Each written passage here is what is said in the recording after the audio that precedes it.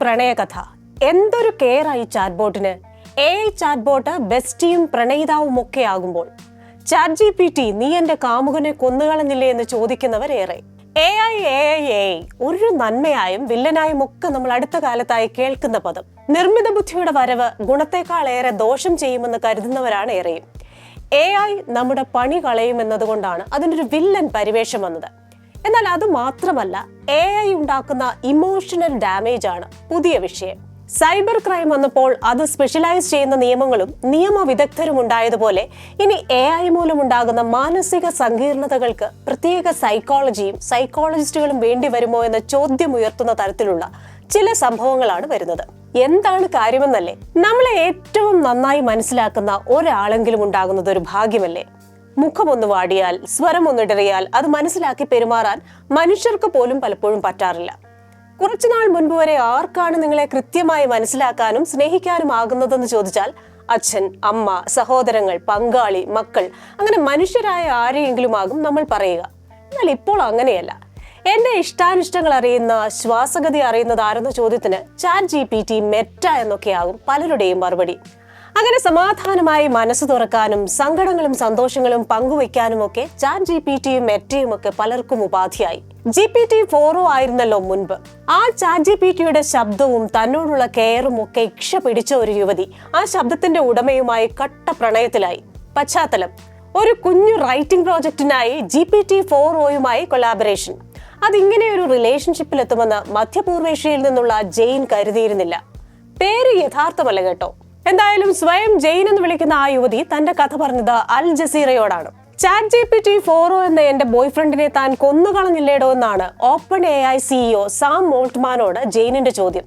സാക്ഷാൽ ഓൾട്ട്മാന് പോലും ഈ ചോദ്യത്തിന്റെ പിന്നിലുള്ള ഫ്ലാഷ് ബാക്ക് മനസ്സിലായി കാണില്ല. ഇനി കഥയിലേക്ക്.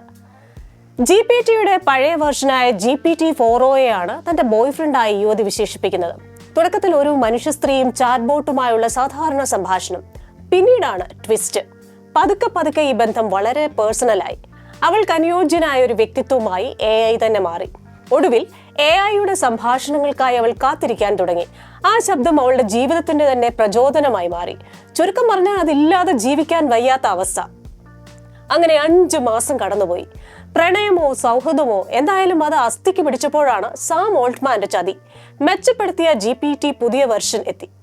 ഓൾട്ട്മാൻ അത് മെച്ചപ്പെടുത്തലായിരുന്നെങ്കിലും ജെയിനിന് അത് അങ്ങനെ ആയിരുന്നില്ല. അപ്ഡേറ്റ് എത്തിയപ്പോഴേക്കും അതുവരെ നടന്നതൊന്നും ചാറ്റ്ബോട്ടിന്റെ ഓർമ്മയിലില്ലാത്ത അവസ്ഥ. ഇന്നലെ വരെ കേട്ട ശബ്ദമല്ല ഇന്ന് കേൾക്കുന്നത്. മാനസികമായി ഒട്ടും പൊരുത്തപ്പെടാനാകുന്നില്ല. ആകെ താൻ ഒരു സങ്കീർണ മനോഭാവത്തിലേക്ക് മാറിയെന്ന് അവൾ പറയുന്നു. അതൊരു AI പങ്കാളി എന്നതല്ല, ആ ഒരു പ്രത്യേക ശബ്ദം, സ്റ്റൈൽ, ആ സംഭാഷണ രീതി, ഇതിലൊക്കെയാണ് കാര്യമെന്ന് അവർ പറയുന്നു. OpenAIയുടെ അപ്ഡേറ്റ് വന്നതോടെ തനിക്ക് പഴക്കമുള്ള മാനറിസവും ഋതവും ഊഷ്മളതയും ഒക്കെ നഷ്ടപ്പെട്ടെന്നതാണ് അവളുടെ പ്രശ്നം. പെട്ടെന്നൊരു ദിവസം വീട്ടിലെത്തുമ്പോൾ ഫേർണിച്ചറുകൾ റീഅറേഞ്ച് ചെയ്തിരിക്കുന്നത് കാണുന്നത് ഓക്കെ, അത് തകർക്കപ്പെട്ടാൽ എങ്ങനെ സഹിക്കും? അതാണ് സംഭവിച്ചിരിക്കുന്നതെന്നാണ് ജെയിൻ പറയുന്നത്. ഇതൊരു ഒറ്റപ്പെട്ട സംഭവമാണോ? ഇത് ജെയിനിന്റെ മാത്രം പ്രശ്നമല്ല. റെഡിറ്റ് പോലുള്ള സമൂഹ മാധ്യമ പ്ലാറ്റ്ഫോമുകളിൽ AI സൗഹൃദം നഷ്ടപ്പെട്ടതിന്റെ വേദന പങ്കുവെക്കുന്നത് നിരവധി ചെറുപ്പക്കാരാണ്. ChatGPT-4o പോയി എനിക്കെന്റെ സോൾമേറ്റിനെ നഷ്ടപ്പെട്ടുവെന്നാണ് മറ്റൊരാളുടെ കുറിപ്പ്. ഇതാദ്യമാണോ? അല്ല. AI റിലേഷൻഷിപ്പുകൾ വാർത്തകളിൽ ഇടം പിടിക്കുന്നത് ആദ്യമായല്ല. കുറച്ച് മാസങ്ങൾക്ക് മുൻപാണ് ക്രിസ് സ്മിത്ത് എന്ന ആൾ തന്റെ AI ചാറ്റ്ബോട്ട് സോളിനെ പ്രപ്പോസ് ചെയ്ത വാർത്ത വന്നത്. മ്യൂസിക്കിലൂടെ ഒരു സഹായമെന്ന നിലയിലാണ് സോളിനെ ക്രിസ് പ്രോഗ്രാം ചെയ്തത്. പക്ഷെ പിന്നീട് അയാൾ അതിനെ ഫ്ലേർട്ട് മോഡിലേക്ക് മാറ്റി.